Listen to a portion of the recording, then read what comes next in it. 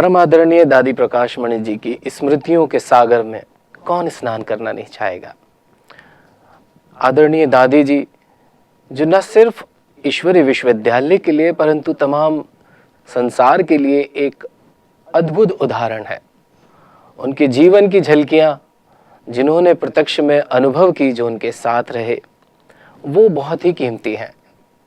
आज दादी जी की स्मृतियों के कार्यक्रम में हमारे साथ हैं परम आदरणीय उषा दीदी जी। उषा दीदी जो इस ईश्वरीय विश्वविद्यालय में पिछले 35 वर्षों से समर्पित रूप से अपनी सेवाएं दे रही हैं और उनके जीवन का बहुत बड़ा काल परम आदरणीय दादी जी के साथ गुजरा है। उनके पास बहुत सारी अनमोल स्मृतियां हैं दादी जी की। तो हम आइए उषा दीदी जी के पास चलते हैं और उनसे दादी जी की स्मृतियों के संस्मरणों को सुनना चाहते हैं। तो आइए स्वागत करते हैं आदरणीय उषा दीदी जी का। दीदी नमस्कार। आपके जीवन का एक बड़ा कालखंड, तकरीबन 25 साल आपने परम श्रद्धेय दादी प्रकाश मणि जी के साथ गुजारे हैं। आपके पास अखुट स्मृतियां होंगी, लेकिन उस अखुट स्मृतियों में से वो कीमती स्मृतियां मैं चाहूँगा अपने दर्शकों को सुनवाना, जिससे कि वो जिन्होंने उनको देखा नहीं लेकिन अनुभव की नज़र से वो महसूस कर सकें वो क्या शख्सियत थी, वो कौन सी महान हस्ती थी जिसने इस सृष्टि रंगमंच पर अपना अद्भुत पाठ बजाया है। तो सर्वप्रथम मैं आपसे ये जानना चाहूँगा कि जब बिल्कुल शुरू में प्रारंभ में आपका उनके साथ प्रथम मिलन हुआ वो क्या था, उसकी क्या आपके पास स्मृतियाँ हैं जिनको आप कभी विस्मृत नहीं करना चाहती। प्रकाश मणि दादी जी सचमुच में इतनी महान हस्ती थी और उनके जीवन की जो सरलता थी, एक मातृ प्रेम जिसको कहा जाए, वो देखते ही बनता था। यह अनुभव जिसने किया है कि सचमुच में वो एक संस्था की एक एडमिनिस्ट्रेटिव हेड के रूप में नहीं थी, लेकिन ये ईश्वरीय विश्वविद्यालय की जैसे एक परिवार है तो परिवार की माँ के रूप में भी थी। मुझे याद आता है 1980 में मैं जब समर्पित हुई और 2-3 दिनों के अंदर की ही बात है कि बड़ी दादी जी जिस तरह से हमें सिखाने के भाव से कहती थी क्लास के समय कि उषा आओ तुम कुछ सुनाओ। अच्छा। मुझे इतना कॉन्शियस होता था, बड़ी दादी बैठी है सामने, सभी दादियाँ होती थी, तो मेरी हिम्मत नहीं होती थी, मैं मना कर देती थी कि दादी मैं नहीं सुना सकती हूँ। मुझे ऐसा महसूस होता है कि मैंने जो यहाँ ईश्वरीय विश्वविद्यालय में कुमारियों की ट्रेनिंग चलती है, मैंने ऑफिशियली वो ट्रेनिंग नहीं किया है, लेकिन मुझे जैसे एक पर्सनल कोचिंग के रूप में दादी जी ने फिर कहना शुरू किया कि अच्छा कल सुबह के क्लास के समय तुम सहनशीलता पर बोलना, 10 मिनट सुनाना कुछ भी। और मैं सारा दिन जैसे तैयारी करने लग जाती थी कि दादी ने मुझे कहा है कि 10 मिनट मुझे बोलना है, 10 मिनट मुझे बोलना है। और सचमुच दूसरे दिन सुबह में क्लास के पहले दादी जी बुलाती थी कि आओ अभी तुम सुनाओ। ऐसे हर रोज मुझे कोई ना कोई डिवाइन क्वालिटीज़ के ऊपर, मूल्यों के ऊपर जैसे बोलने के लिए वो बुलाती थी। और मेरा जो स्टेज फियर था, मेरे अंदर जो नर्वसनेस की फीलिंग थी, कॉन्शियस हो जाती थी, वो सारी चीज़ अगर मिटाई हो तो बड़ी दादी जी ने मेरे जीवन से मिटाई। और हर रोज जैसे मेरे अंदर चिंतन करने की प्रैक्टिस डाली कि कैसे मैं ज्ञान का चिंतन करूं। ये मुझे सिखाती थी बाद में भी कि ये चीज़ जब बोलते हैं ना तो उसमें कुछ ऐसा उदाहरण जोड़ो, उसमें कुछ ऐसी बातें जोड़ो जो वो चीज़ को खाली ऐसा ना लगे सीधा सीधा और रुखा सूखा ना लगे, लेकिन उसमें और कैसे। फिर वो सुनाती थी रात्रि के समय में जब हम बैठते थे तो सुनाती थी बाबा हमको कैसे ट्रेनिंग देता था। और बाबा की बातें सुनाती थी। इस तरह से मैंने देखा कि दादी जी ने जैसे मेरे ऊपर शुरू से एक पर्सनल अटेंशन दे करके मुझे जैसे आगे बढ़ाया। जैसे पहले ही उन्होंने साक्षात्कार कर लिया था कि भविष्य में इसको क्या पार्ट बजाना है, उस हिसाब से कोई ऐसा इंसिडेंट, कोई ऐसा अनुभव जिसने आपके दिल पे एक ऐसी छाप लगा दी हो, जिसकी वजह से दादी जी बिल्कुल घर कर गई और इस ईश्वरीय विश्वविद्यालय में आपने संपूर्ण रूप से अपने आप को अर्पित करने का निर्णय कर लिया हो? मुझे एक इंसिडेंट याद आता है कि शुरू की बात है कि जब योग शिविर के लिए मुझे दादी जी ने रखा था कि आप शीलूबेन के साथ रहो और सीखो कैसे कराते हैं। तो मैं रोज उनके साथ जाती थी और टेप बजाती थी। उस समय पांडव भवन में ज्ञान विज्ञान भवन के एक हॉल के अंदर योग शिविर चलती थी। 50 लोग भी आ जाते थे तो लगता था बहुत बड़ा ग्रुप आ गया, ऐसे खुशी होती थी। तो मैं टेप बजाती थी, सुनती थी सारा लेक्चर, शीलूबेन कैसे लेक्चर देती है, कैसे करती है। तो एक समय रात्रि क्लास जब पूरा हुआ, लगभग 10 बजा था, तो मैं टेप रखने गई। टेप रखने गई तो उस समय योग शिविर में कोई व्यक्ति जो मानसिक रूप से अस्वस्थ था वो आ गया था।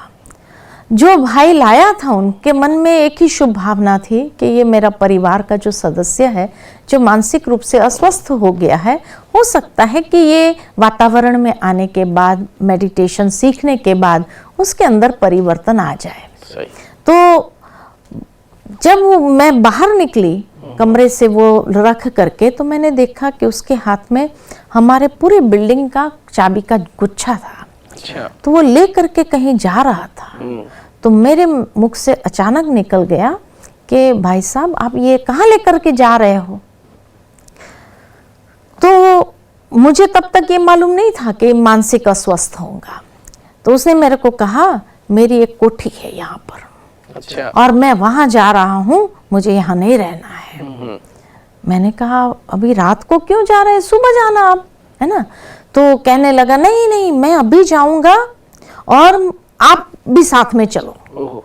मैं बहुत डर गई क्योंकि उस समय मैं करीबन सिर्फ 19 साल की होगी और बहुत यंग एज में थी।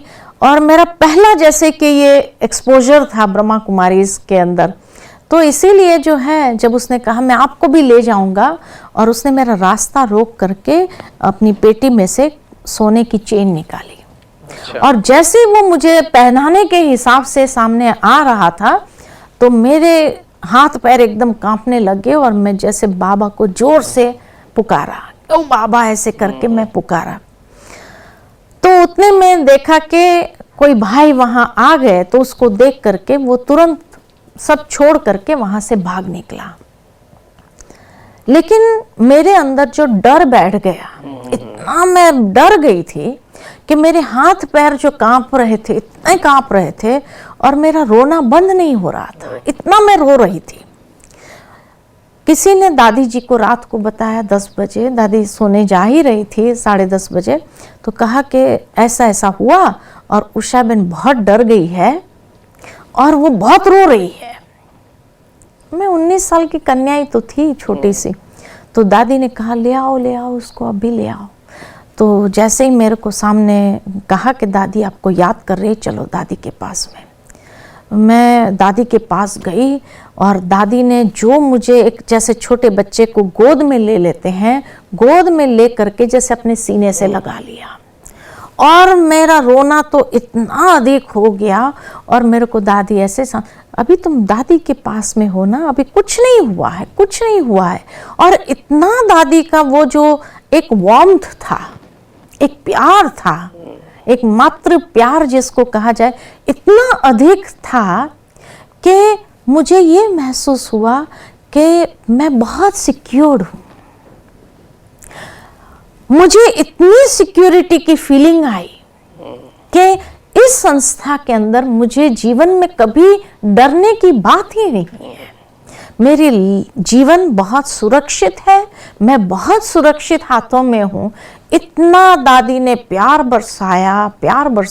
दूसरे दिन सुबह में भी क्लास के बाद पुनः दादी ने बुला करके जैसे सिर के ऊपर से हाथ फेर करके इतना प्यार किया, जो पहली छाप मेरी कि वो डर मेरे जीवन से ऐसा गायब हो गया, जो मुझे पता ही नहीं कि वो डर उसके बाद दोबारा आया नहीं मेरे पास में। जैसे मातृत्व के इस सच्चे स्वरूप को जीवन में अनुभव करना ये बड़े सौभाग्य की बात है। और दादी जी का ये जैसे एक नेचुरल गुण बन गया था, भगवान से उन्होंने, बाबा से उन्होंने इस तरह से इस चीज़ को ले लिया था और खुले दिल से बांटा है, जिसकी वजह से आज अनेकों के पास ऐसे अनुभव है। और हम प्रत्यक्ष देख रहे हैं, दीदी जैसे अपने अनुभव में बता रहे हैं कि किस तरह से दादी जी ने बाबा का प्रत्यक्ष अनुभव उनको कराया, या माता पिता के रूप में हम जो गायन करते हैं भगवान का, जब हम ये कहते हैं कि तुम्हें माता शपिता तुम्हें, तो हम इस बात को कह करके निर्भय हो जाते हैं, निश्चिंत हो जाते हैं कि ईश्वर हमारा माता पिता है।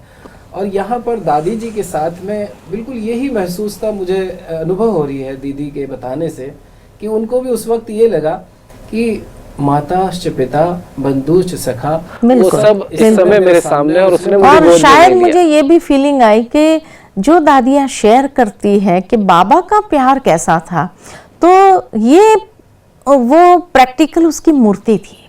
बाबा जैसे ही वो एक प्रैक्टिकल मूर्ति थी। सच। और दादी जी के साथ आपने बताया कि उन्होंने आपको सिखाया भी, भाषण करना भी सिखाया, और आप यज्ञ में इस ईश्वरीय विश्वविद्यालय में देश विदेशों में मशहूर हैं कि आपने स्ट्रेस मैनेजमेंट के जो कोर्सेज कराने का शुरू किया एक तरीके से, वो आपके जरिए शुरू, वो उसके बारे में आपकी क्या स्मृति है दादी के साथ? ऐसा है कि जो स्ट्रेस मैनेजमेंट, सेल्फ मैनेजमेंट की जो ट्रेनिंग्स है, मैं जब मधुबन में थी तो उस समय मेरे को कोई इरादा नहीं था कि मैं कोई ये फील्ड में जाऊं, स्ट्रेस मैनेजमेंट, सेल्फ मैनेजमेंट के फील्ड में जाऊं। मैं सोचती थी कि मेरी कोई योग्यता नहीं है, मेरा इसमें कोई रुचि नहीं है जो जाना है मुझे। और मैंने सोचा मेरा जीवन में कोर्स कराना है, कोई गेस्ट आए उसको अटेंड करना है, या योग शिविर कराना है, यहाँ तक सीमित मैंने अपने आप को कर लिया था। जैसे ही विदेशी भाई बहनें आए और उन्होंने ज्ञान सरोवर में ये ट्रेनिंग रखी थी, तो उस समय दादी जी ने एक दिन सहज भाव से मुझे बुला करके पूछा कि उषा, तुमने ये ट्रेनिंग के लिए अपना नाम रजिस्टर कराया? मैंने कहा नहीं दादी, मैंने नहीं कराया। तो कहा तुम कराओ। मैंने कहा दादी अभी तो रजिस्ट्रेशन उनका फुल हो गया है, और रजिस्ट्रेशन के हिसाब से ही उन्होंने फाइलें भी बना दिया है। अब जब रजिस्ट्रेशन क्लोज हो गया तो उनकी फाइल, एक्स्ट्रा फाइल भी नहीं होगी उनके पास में जो मेरे लिए मुझे प्राप्त होगी, और न मेरा रजिस्ट्रेशन होगा। तो दादी ने उसी समय कहा अच्छा ऐसी बात है। उसी समय शशि बहन को बुला करके कहा कि देखो मधुबन की तरफ से ये बैठेगी ट्रेनिंग में, उसका नाम रजिस्टर नहीं हुआ है, लेकिन दादी जी कहती है उसका नाम रजिस्टर करो, और उसके लिए फाइल पूरी होनी चाहिए, मिलनी चाहिए उसको। दादी जी का पर्सनल इंटरेस्ट था जैसे एक प्रकार से कि नहीं तुम्हें जाना ही है और ये ट्रेनिंग करना ही है। ठीक है, दादी जी की खुशी के लिए मैंने सोचा मैं ये ट्रेनिंग कर लूँ। तो मैं जैसे जा करके उस ट्रेनिंग में ऐसे ही जैसे बैठ गई, मेरा कोई पर्सनल इंटरेस्ट तो था नहीं, तो ठीक है दादी ने कहा है तो मुझे बैठना है करके मैं बैठ गई। मैंने कोई इतना कंसंट्रेशन से ध्यान से सुनी नहीं बातें। ठीक है, जो कहा गया था तो मैं कुछ नोट्स ले रही थी, जैसे ऊपर से कुछ जा रहा था ऐसे। जैसे ही मैं घर में आई शाम को, तो दादी ने पूछा कि अच्छा ये बताओ आज सारे दिन में वहाँ पर क्या सिखाया गया। अब मैंने इतना ध्यान से सुना ही नहीं था, क्योंकि मुझे ये अंदाज़ा ही नहीं था कि दादी मुझे पूछेगी कि क्या सिखाया गया। तो खैर जितनी बातें मुझे याद थी उस समय तो मैंने बता दी, लेकिन दूसरे दिन से मैंने सोच लिया कि इसका मतलब दादी जी मुझे हर रोज़ पूछेगी कि वहाँ क्या सिखाया जा रहा है। तो मैंने बाकायदा नोट्स लेना शुरू कर दिया, और वो नोट्स लेने के साथ साथ जो है मैं ध्यान से हर बात सुनने लगी। सारी ट्रेनिंग पूरी हुई और पूरी होने के बाद ही मैं समझती हूँ 1 सप्ताह के अंदर ही गोदरेज का डायरेक्टर आया था। गोदरेज कंपनी का डायरेक्टर आया था। तो दादी जी के साथ वो मिल रहा था। तो दादी जी ने उसी समय मुझे बुलाया और कहा उषा बहन आओ, बिठाया मुझे बाजू में। और वो गोदरेज के डायरेक्टर को कहती है कि ये हमारी बहन जी है ना, ये बहन जो है हमारी, ये इसने मैनेजमेंट ट्रेनिंग किया है और ये मैनेजमेंट कराती है। मैं दादी जी का चेहरा देखूं, मैंने अभी तक कोई ट्रेनिंग नहीं कराई है और ये दादी क्या कह रही है। वो भाई बड़ा खुश हो गया कि चलो हम तो ढूंढ ही रहे थे कि ऐसी स्पिरिचुअलिटी को लेकर के कोई ट्रेनिंग कराए। तो कहा कि हाँ ये नागार्जुना में भी रह करके आई है और जो है यहाँ पर भी उसने ट्रेनिंग किया और अच्छी कराती है, बड़ी महिमा किया। तो वो डायरेक्टर ने सोचा कि चलो हमारे कंपनी में आप आओ और ट्रेनिंग कराओ, 3 दिन की ट्रेनिंग कराओ। दादी जी ने उस समय, मैंने दादी जी को कहा दादी जी, तो कहा नहीं तुम जाओ जाओ, और 3 दिन के बाद दादी भी वहां आएगी। अच्छा, क्लोजिंग पर दादी भी वहां पहुंचेगी। इसका मतलब मुझे इतना अच्छे से कराना था ताकि दादी जी लास्ट सेशन में अगर वहां पहुंचेगी तो दादी जी को फीडबैक मिलेगा कि कैसा रहा। मैंने रात रात जाग करके नोट्स बनाई, सारा प्रिपरेशन किया और फिर दूसरे दिन मैं ट्रेनिंग के लिए गई। 3 दिन मेरे पास था, 3 दिन जाग करके मैंने नोट्स बना करके पूरी किताब जैसे तैयार किया और मैं गई वहाँ ट्रेनिंग कराने। ट्रेनिंग कराने के बाद जो है मेरे को लास्ट डे, जैसे लास्ट सेशन में दादी जी आई, दादी जी ने इतना ध्यान से हर एक का फीडबैक सुना। लास्ट सेशन फीडबैक का था तो इतना ध्यान से सुना और दादी जी को उसमें पता नहीं क्या महसूस हुआ या मेरे प्रति क्या भाव जागृत हुआ कि दादी जी को लगा कि नहीं इसके अंदर ये योग्यता है। दादी ने मेरी योग्यता को परख लिया, मेरे अंदर की जो क्षमता थी उसको परखा और उसके बाद दादी जी ने मुझे हर एक ग्रुप्स जो अकाउंट्स का आता था तो सभी बहनें नीचे बैठी होती थी जब तक उनका नंबर आए अकाउंट्स के लिए। तो दादी कहती वो बैठे क्या करेंगी, ऐसा करो तुम जाकर उन सबको सिखाओ, ये चीज कराओ, मधुबन वालों को करा। माना इतनी प्रैक्टिस करवाई जिसको कहे पॉलिश करना, और इतना पॉलिश करके मुझे ऐसा योग्य बना दिया कि आज मेरे नाम के साथ वो जुड़ता है कि उषा बहन SML। सही बात है ना। चाहे मैंने उसके बाद ट्रेनिंग कराई सब बहनों को, आज कितनी बहनें करा रही है, लेकिन ये नाम जो जुड़ा है वो दादी जी के कारण ही जुड़ा है। इससे तो ऐसा स्पष्ट लगता है जैसे दादी जी न सिर्फ आत्मा की योग्यता को पहले परख लेती हैं, आत्मा को खुद, व्यक्ति को खुद ये नहीं पता कि मैं ये कर सकता हूँ, लेकिन दादी जी को ये ईश्वरीय गिफ्ट था या उन्होंने बाबा से ये सीखा।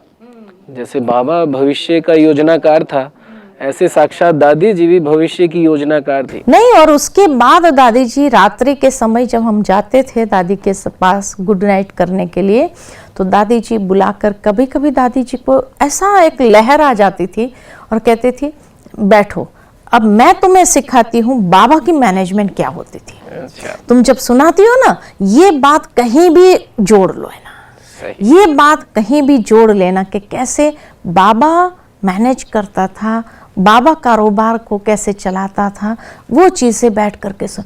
तो हमें देख करके जैसे दादी जी को बाबा की मैनेजमेंट याद आ जाती थी और वो चीजें भी जैसे इनपुट के रूप में मुझे पर्सनल जैसे कोई दे रहा हो कि ये बातें सुनानी चाहिए, ये बातें कहनी चाहिए। और इतना इसलिए मेरे अंदर वो चीज ऐसी समा गई कि जैसे मेरे जीवन का एक हिस्सा ही बन गई, कि मेरे नाम के साथ ये बात जुड़ गई कि उषा SML। कौन सी उषा? SML उषा। SML उषा।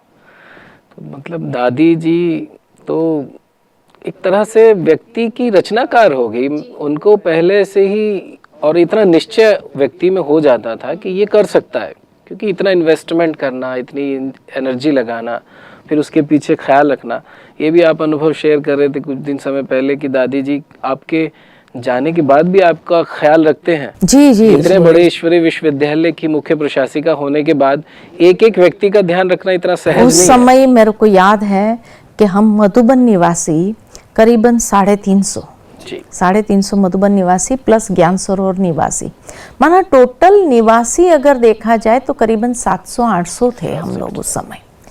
तो हर रोज कोई ना कोई बाहर जाता था, आता था, दादी जी को बोल के जाता था यहाँ जाता हूँ, इतने दिन में आऊँगा या इतना दिन। तो इसी तरह मैं भी जब जाती थी तो दादी जी को बोल के जाती थी कि दादी जी मैं फलानी जगह जा रही हूँ, वहाँ ये कंपनी में प्रोग्राम है और मुझे निमंत्रण मिला है, सारा मैं समाचार सुना करके मैं 3 दिन के लिए जा रही हूँ। तो ऐसे ही मैं एक बार बड़ौदा जा रही थी, और जब बड़ौदा गई तो मैं उस समय ट्रैवल्स में यहाँ से गई, तो मैं दादी जी को बोल के गई 3 दिन के लिए जा रही हूँ, 3 दिन के बाद मैं आ जाऊँगी। दादी जी ने कहा भले, छुट्टी दिया बहुत प्यार से। तो जब मैं बड़ौदा में 3 दिन की ट्रेनिंग कराने के बाद जो है, एक दिन वहाँ के भाई बहनों ने मुझे कहा कि आप आए हो बहन जी, हमने एक प्रोग्राम रखा है, बहुत बड़ा प्रोग्राम है और आप ये प्रोग्राम में ज़रूर हाजिरी दो, है ना, कल सुबह में आप चले जाना। ठीक। मैंने कहा ठीक है। मैंने उस समय समझा ही नहीं कि मुझे दादी जी को इन्फॉर्म करना चाहिए। मैंने सोचा कि चलो मैं जाने के बाद दादी जी को बता दूंगी कि ऐसा ऐसा प्रोग्राम था, इसलिए मैं रुक गई। आज नहीं जा कल चली जाऊंगी, ऐसे करके मैं रुक गई। अब 24 घंटा मैं रुक गई, और जैसे ही मैं आई तो दादी जी आंगन में बाहर खड़ी थी, और जैसे मुझे देखा, मुझे बुलाया और मुझे कहने लगी तुम कब आने वाली थी और आज कौन सा दिन है। मैंने कहा दादी जी मैं 3 दिन का कह के गई थी, 24 घंटा लेट आई। तो कहा तेरे को पता है दादी जी को रात भर नींद नहीं आई। मैंने अंदर में सोचा कि दादी जी को इतने भाई बहने जाते रहते हैं, याद रहता होगा कि भाई कौन कितना दिन का बोल के गया। मैंने स्वाभाविक रीति से दादी को पूछ लिया कि दादी मैंने सोचा आपको याद ही नहीं होगा, भूल गए होंगे, तो मैंने सोचा मैं जाने के बाद आपको बता दूंगी कि एक दिन मैं वहाँ ठहर गई थी, प्रोग्राम था। तो दादी ने कहा अरे कोई कन्या बाहर जाए और दादी जी भूल जाए उस बात को, ये हो सकता है। मुझे 24 घंटे की चिंता रही कि ये 24 घंटा लेट क्यों आई। पता है रात भर में सो नहीं पाई कि तुम गई हो, तुम आई क्यों नहीं, ऐसा क्या हो। क्योंकि उस समय तो मोबाइल फोन्स का ज़माना नहीं था, तो नेचुरल है कि भाई ट्रंक कॉल बुकिंग कराओ तब जा कर के लगता था। तो मैंने वो समझा नहीं कि ये सब मैं करके बता दूं दादी को। तो दादी को रात भर चिंता रही कि ये 24 घंटा लेट क्यों आई, ये कहाँ चली गई। मना इतना जिसको कहे कि आज कोई भी संस्था के एडमिनिस्ट्रेटर्स जो होते हैं, भाई कौन कहाँ गया कब आया कोई मतलब नहीं। आज के समाज में तो जो माँ बाप हैं, लौकिक में भी संसार में भी, वो भी इतने ध्यान पे नहीं रखेंगे कि भाई चलो आ जाएंगे जी। और उसके बाद मैंने इतनी पक्की गांठ बांध ली कि कोई मुझे कितना भी कहे कि इतना बड़ा प्रोग्राम है आप प्लीज रुक जाइए, मैं नहीं रुकती हूँ। मैंने जो डेट बताई उसी डेट पर मुझे पहुंचना ही है, ये मेरा पक्का। उस दिन से मैंने जो गांठ बांध लिया कि मैं जिस दिन का बोल के जाती हूँ उसी दिन पर उसी टाइम पर मैं पहुंच जाती हूँ। ऐसे निर्मल और निश्चल प्रेम को सुन के ही मेरे शरीर में रोम खड़े हो रहे हैं, और मैं महसूस कर रहा हूँ कि वो क्या फीलिंग थी, वो क्या एहसास था, वो क्या समय था जिसमें इन महान हस्तियों ने वो प्रेम का सागर लुटाया है, अखुट लुटाया है। यहाँ मुझे एक बहुत अच्छी बात याद आ रही है कि जब मैं शुरू में आई थी तो मुझे यहाँ का खाना अच्छा नहीं लगता था। अच्छा, नेचुरल है ना, चटपटा खाने की आदत पड़ी होती है, तो यहाँ का जो खाना एक तपस्वी लोगों का खाना होता था, तो सादा, मुझे बिल्कुल। खाना अच्छा नहीं लगता था। जो टोली डिपार्टमेंट होता है तो वो एक बहन संभालती थी, अच्छा। तो मैंने उससे दोस्ती कर ली। और मैं क्या करती थी, खाना मुझे भाता नहीं था तो मैं है ना खा करके वहाँ उसके पास चली जाती थी और कुछ भी मुरमुरा या चिवड़ा आदि कुछ भी खा करके अपना पेट भर लेती थी। अब ये बात किसी ने नोट कर ली, सही। ये समाचार पहुंच गया दादी के पास में कि दादी वो खाना नहीं खाती है, रोज जाकर के टोलियां खा लेती है। बहुत छोटी थी मैं उस समय। तो जब मेरी शिकायत हो गई तो एक दिन दादी ने मेरे को फोन किया। जी। मैं माना इंटरकॉम जो चलता था उस समय, तो वहाँ योग भवन में थे योग शिविर के लिए। तो दादी ने वहाँ फ़ोन करके कहा कि उषा है, तो वो भाई ने कहा है, बोले उसको दो, फ़ोन दो। तो जैसे ही मैंने पकड़ा, दादी ने कहा तुमने भोजन किया? मैंने कहा नहीं, अभी बाकी है। तो कहा तुम है ना भोजन से पहले हमें मिलना। दादी ने उस दिन भोजन नहीं किया। अच्छा। मैं 2:30 बजे वहाँ से आई तो दादी बाहर खड़ी रही, दादी दीदी दोनों ही बाहर खड़ी रही आंगन में। जैसे मेरे को देखा बोले इधर आओ इधर आओ, खाना खाया नहीं ना? मैंने कहा नहीं खाया। दादी ने कहा कि ऐसा है, आज तेरा भोजन है ना हमारे साथ है। अच्छा। और दादी ने उस दिन मेरे लिए पानी पूरी, भेल पूरी, पता नहीं क्या क्या बनाया था। इतनी आइटम बनाई थी, इतने गुजराती आइटम्स बनाई थी। कहा मेरे को पता है गुजराती लोग जब आते हैं ना, उनको भोजन यहाँ का अच्छा नहीं लगता है, चटपटे खाने के आदती होते हैं ना, तो आज देखो इतनी सारी आइटम मैंने तेरे लिए बनवाई है। मैंने कहा मेरे लिए? तो कहा आज तेरे को है ना दादी और दीदी के साथ भोजन करना है। मैं संकोच करूं कि मैं कैसे बैठ करके दादी दीदी के साथ भोजन करूंगी। फिर भी मैं बहुत संकोच करते हुए बैठी तो इधर से दादी एक पानी पूरी का वो बना करके, पूरा पानी पूरी बना करके रखे, इधर से दीदी भेल पूरी रखे, खाओ खाओ, है ना। मैं जैसे अकेली खाऊं और वो मुझे परोसते रहे। फिर मैंने कहा कि दादी आप लोग भी खाओ। तो कहा नहीं दादी थोड़ी ये खाएगी, तुम्हें खाना पसंद नहीं है ना यहाँ का। तब दादी ने खोला राज, तुम्हें यहाँ का खाना पसंद नहीं है ना, इसलिए आज दादी ने तेरे लिए ऐसा, तुम रोज टोलियां खाते, टोलियां क्यों खाने की? तुम मुझे बता देती थी, मैं रोज तेरे लिए नई नई चीजें बनवाती थी। तब मुझे महसूस हुआ ये मेरी शिकायत हुई है ना।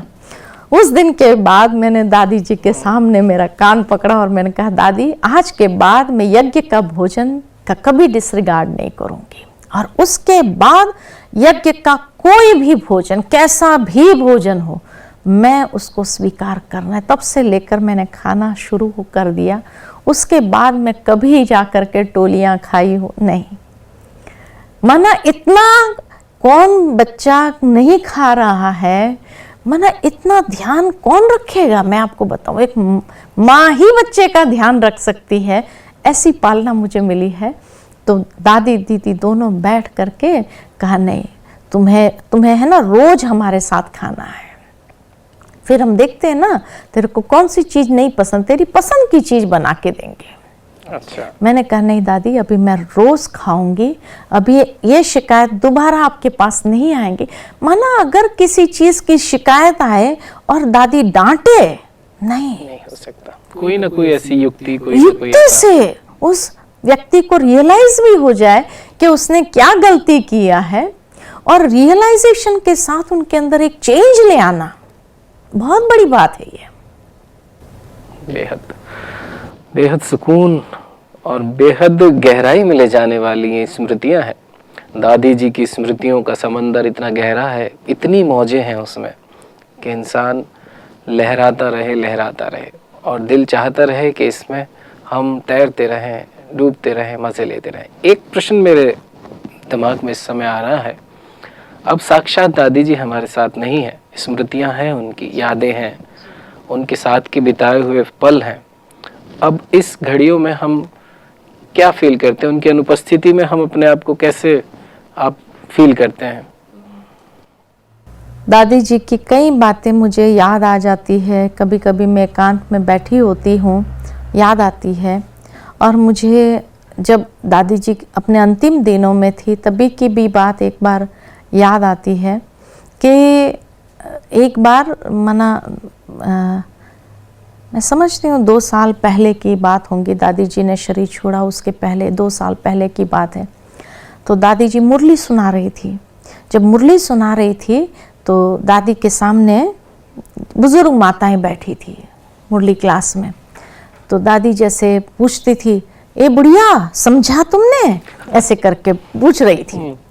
तो मुझे हंसी आ गई, है ना, कि देखो मैं समझती हूँ कि नीचे जो माता बैठी है उससे ज्यादा बुढ़िया दादी है, लेकिन फिर भी दादी उसको कह रही है, बुढ़िया समझा तुमने, है ना। तो जब क्लास पूरा हुआ तो मैंने दादी जी को कहा, दादी जी आपकी एज उससे ज्यादा थी, वो तो आपसे बहुत कम एज की लग रही थी, तो आप उसको बुढ़िया बुढ़िया कर रहे थे। तो दादी कहती है, मैं बुढ़िया थोड़ी हूँ, मैं कन्या हूँ।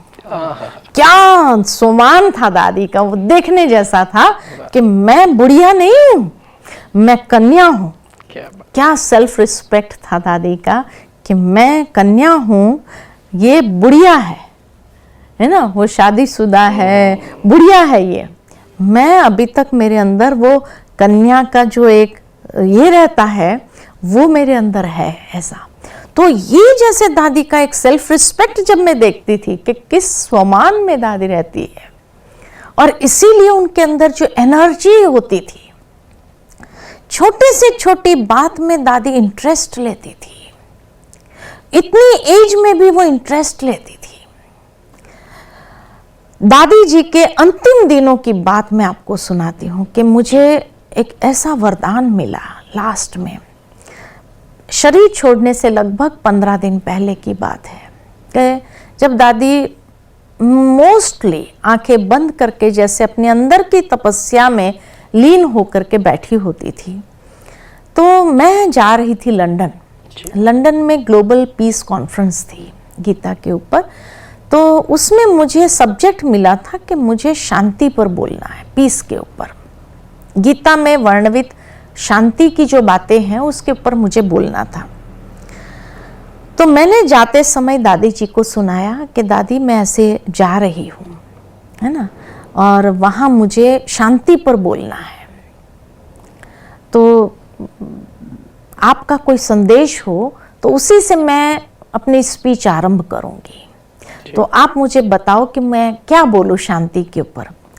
दादी ने आंखें खोल करके, जैसे मैं सुना रही थी तो सुन रही थी, और मैंने जब कहा दादी आपका कोई संदेश हो तो बताओ, तो दादी ने बहुत अच्छी बात कही। दादी ने कहा आप जाकर कहना कि जीवन की आदि शांति है। बच्चा जब पैदा होता है, सोया होता है, तो कितना शांति में सोया होता है। फिर कहा जीवन की अंत शांति है, रेस्टिंग इन पीस। तो बीच के समय में अशांत क्यों है, क्यों परेशान है, क्यों स्ट्रेस में है, टेंशन में है। सबको कहना जब जीवन की आदि शांति, अंत शांति, तो बीच के समय में भी शांति से गुजारे। ये दादी का संदेश था जो मैंने वहां जाकर अपनी स्पीच उसी से आरंभ किया। और फिर जब मैं जाने लगी, विदाई लेने लगी, तो दादी ने इतना प्यार से मुझे बुला करके मेरे चेहरे पर, माथे पर ऐसे हाथ फिरा कर कहा कि आज यज्ञ की नंबर 1 टीचर हो, स्पीकर हो। और ये जो शब्द थे ना, मुझे ऐसे महसूस हुए कि उस समय जैसे दादी वरदान भी दे रही है और दादी नंबर 1 स्पीकर रही अपने उसमें, तो दादी ने जाते जाते मुझे यही वरदान दे दिया कि यज्ञ की नंबर 1 स्पीकर हो। और आज भी मैं उस चीज़ को अपने दिल से लगा के रखती हूँ। जब भी मैं प्रोग्राम में जाती हूँ, मैं वो दादी के शब्द याद रखती हूँ कि तुम नंबर 1 स्पीकर हो, तुम्हें बहुत अच्छा बोलना है। और ये एक मेरे लिए खाली वरदान की बात नहीं है, लेकिन जैसे मैंने उस बात को जीवन के अंदर समा लिया है। मानो दादी जी ने विल कर दिया। वो जो उन्होंने अपने जीवन में लिया था, एक समय में जो दादी जी का हम अनुभव सुनते हैं कि जब ब्रह्मा बाबा अंतिम समय में थे बिल्कुल अपना शरीर के, जी, तो उस समय बाबा ने भी दादी जी को जैसे एक विल दे दिया था सब कुछ यज्ञ के संभालने के बाद, वो यथावत उन्होंने आगे भी जारी रखा। और जाने से पहले, हाँ, 15 दिन पहले की बात है। और मुझे वो सीन कभी भूलता नहीं है, कभी नहीं भूलता है। बहुत बहुत जैसे मेरे अंदर समा गया है वो चीज़। इन अनुभवों को सुन के मेरा बड़ा सौभाग्य, आफरीन करूंगा मैं खुद को, आफरीन आपको, आफरीन दादी जी को, कि जिन्होंने जो पाया ईश्वर से वो सारा का सारा ज्यों का त्यों दे दिया। और आप आत्माओं ने भी वो उसी तरह ग्रहण करके अभी तक भी लोगों में उतने ही दिल से बांट रहे हैं, अपने जीवन को सफल कर रहे हैं। दादी जी की स्मृतियों के, जैसा मैं पहले भी कह रहा था, कि समंदर में इतनी मौजें हैं, इतनी लहरें हैं, इतनी गहराई हैं, इतने उसमें रत्न हैं कि जितनी बार गहराई तक हम जाकर के छलांग लगाएं, अनेक रत्न निकाल करके बाहर लाएंगे, अनेकों अनुभवों के साथ रहेंगे। आज की इस मुलाकात में इतना ही। दादी जी की स्मृतियों में हम फिर मिलेंगे एक और उनके साथी के साथ। धन्यवाद। ओम शांति।